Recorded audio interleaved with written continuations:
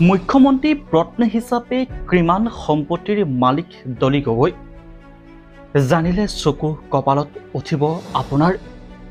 এসময়ৰ সাংসদ তথা 15টা বছৰে মুখ্যমন্ত্ৰী হিচাপে নিজৰ কৰ্মদক্ষতাৰে ইতিহাসৰ পৃষ্ঠাত নিজৰ নাম লিখি থৈ যোৱাৰ প্ৰাক্তন তথা স্বৰ্গীয় মুখ্যমন্ত্ৰী তৰুণ গগৈ ডাঙৰীয়াৰ অৰ্ধাংগিনী ডলি গগৈ বাইদেউ মুখ্যমন্ত্ৰীৰ পত্নী হিচাপে কিমান সম্পত্তিৰ মালিক আপুনি বাৰু জানেনে?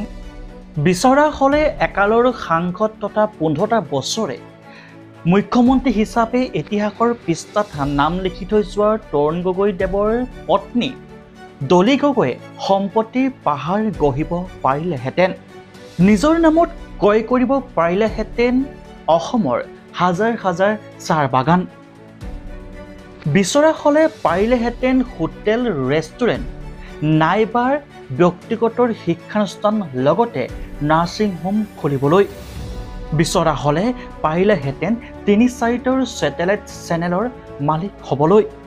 কিন্তু ডলি গগৈ বাইদেৱে এনে জীৱন বিচৰা নাছিল, বিচাৰিছিল এটা সাধাৰণ জীৱন যাপন।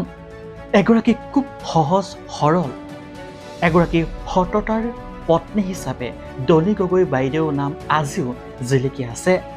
কেমেৰাৰ সন্মুখত ওলাবলৈ লাজ কৰাৰ ডলি গগৈ বাইদেৱে মুখ্যমন্ত্ৰী পত্নী হিচাপে গঢ়িব নোৱাৰিলে লাখ লাখ কোটি কোটি টকাৰ, নিজৰ নামত খুলিব নোৱাৰিলে কোনো উদ্যোগ প্ৰতিষ্ঠান অথবা টিভি চেনেল। ভাৰতৰ এখন আগশাৰীৰ সংবাদ মাধ্যমত প্ৰকাশ পোৱাৰ তথ্য অনুসৰি প্ৰাক্তন মুখ্যমন্ত্ৰী স্বৰ্গীয় তৰুণ গগৈ দেৱৰ পত্নী ডলি গগৈ বাইদেউৰ এই সম্পত্তিসমূহৰ তথ্য জানি এতিয়া সকলোৱে চকু কপালত উঠিছে।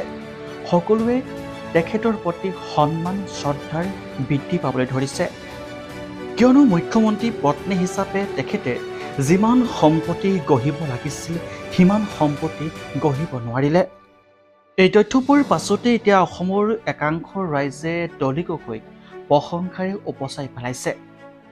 বহুতে এতিয়া লিখিছে যে তৰুণ গগৈ দেৱে কেৱল অসমৰ জনসাধাৰণৰ উন্নয়নৰ বাবেহে কাম কৰিলে, কাহানিও কাকোকে টান এষাৰ কথাও কোৱা নাই, কাহানিও কেতিয়াও নিজৰ সম্পত্তি বৃদ্ধি কৰিবলৈ চিন্তা কৰা নাছিল তৰুণ গগৈদেৱে। এতিয়া এনেদৰে সামাজিক মাধ্যমত বিভিন্ন ধৰণৰ পোষ্ট শ্বেয়াৰ হৈ আছে। এই সন্দৰ্ভত আপোনালোকৰ বহুমূলীয়া মতামতসমূহ দিবলৈ নাপাহৰিব। আপোনালোকৰ কি ভাবে? আপোনালোকে ডলি গগৈ বাইদেৱে সঁচাকৈ সম্পত্তিৰ পাহাৰ গঢ়িব পাৰিলেহেঁতেন নেকি? Bureau report, news 8 Assam.